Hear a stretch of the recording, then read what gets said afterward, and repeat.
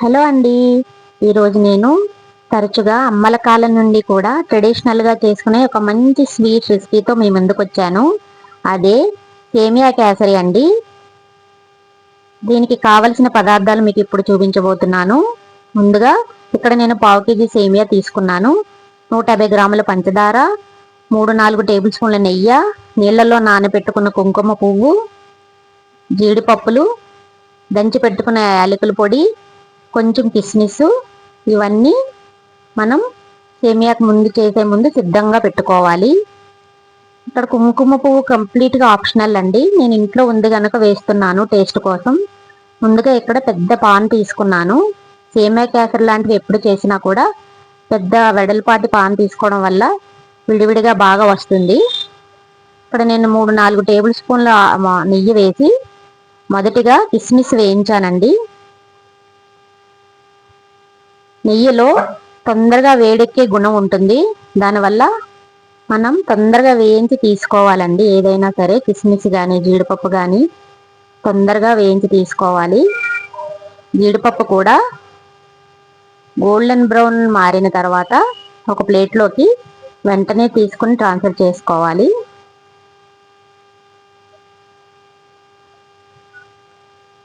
ఇప్పుడు ఈ నేతిలోనే పావు కేజీ సేమియాని వేసుకొని దోరగా వేయించుకోవాలండి.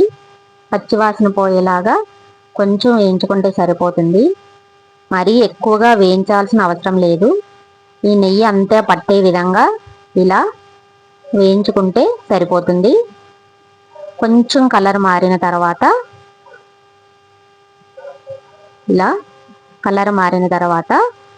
ఒక కప్పు సేమియాకి 2 కప్పుల నీళ్లు రేషియోలో ఇక్కడ నేను 2 కప్పుల వాటర్ వేస్తున్నానండి.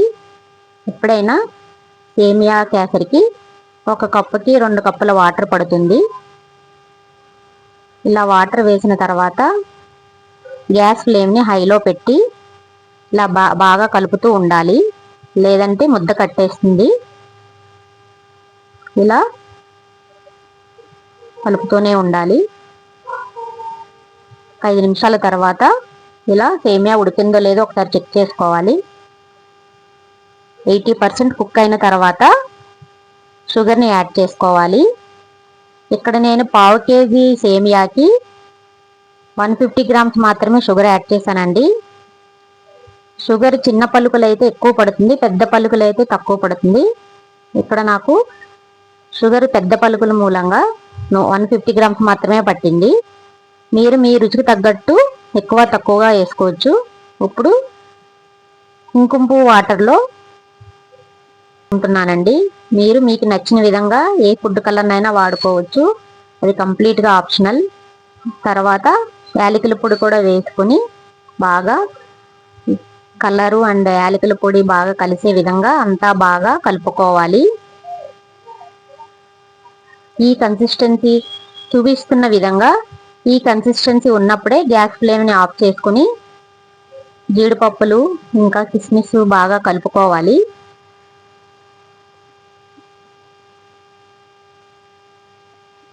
ఇప్పుడు దీన్ని వెంటనే మనం ఒక బౌల్లోకి ట్రాన్స్ఫర్ చేసుకోవాలండి. సేమియాకి చల్లారిన తర్వాత కూడా ఇంకా దగ్గరికి అయ్యే గుణం ఉంటుంది. అందువల్ల మనం వెంటనే బౌల్లోకి ట్రాన్స్ఫర్ చేసుకుని సర్వ్ చేసుకోవాలి. అంతేనండి, టేస్టీ సేమియాని ఫ్యామిలీతో షేర్ చేసుకుందాం. Thank you.